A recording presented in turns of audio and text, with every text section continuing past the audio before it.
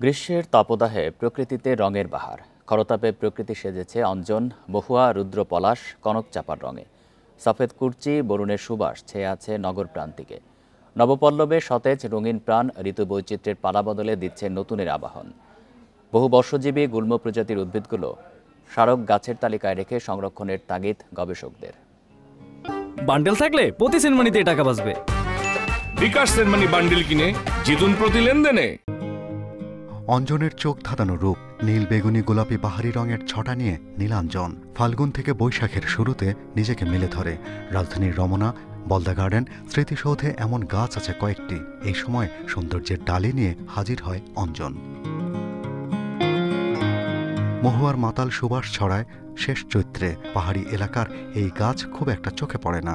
ভেষজ গুণ সমৃদ্ধ এই বহুবর্ষী গাছের উপর নির্ভরশীল বন্যপ্রাণীও।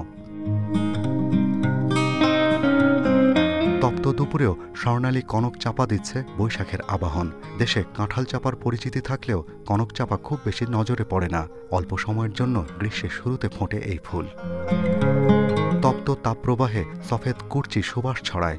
এর মোহনীয় রূপে বৈশাখ হয়ে ওঠে মধুর। দেশীয় বিচিত্র গাছের বর্ণিল ফুলের নির্যাসে রং ও সুগন্ধি তৈরি সম্ভব। কেমিক্যাল বর্ণগুলো আমাদের শরীরের জন্য ক্ষতিকর, কোনো কোনো ক্ষেত্রে কার্সিনোজেনিক অর্থাৎ ক্যান্সার পর্যন্ত প্রমোট করে। সেই ক্ষেত্রে যদি আমরা ন্যাচারাল সোর্স থেকে যদি এই সকল বর্ণিল বৃক্ষগুলোর ফুলগুলো কাজে লাগাতে পারি কমার্শিয়ালি, সেক্ষেত্রে আমাদের রাসায়নিক যেই রং সেটার বিকল্প হতে পারে। এই সময় তেলসুর গাছেও ফুল আসে। শতবর্ষজীবী এই গাছ অর্থকরী। উদ্ভিদ গবেষকেরা বলছেন, উঁচু ও বহুবর্ষজীবী গাছ নিয়ে স্মারক গাছের তালিকা করছে সরকার।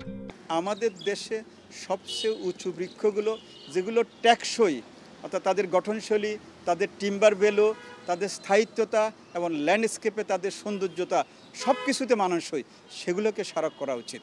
চৈত্র বৈশাখের বৃষ্টিহীন সময়টাতে রুদ্র পলাশ ভুলিয়ে দেয় তাপদাহের রুক্ষতা। তাই প্রকৃতির রুদ্ররূপের বিপরীতে তার এই রঙিন আবেদন। Shahriar Anirban, independent news, Dhaka.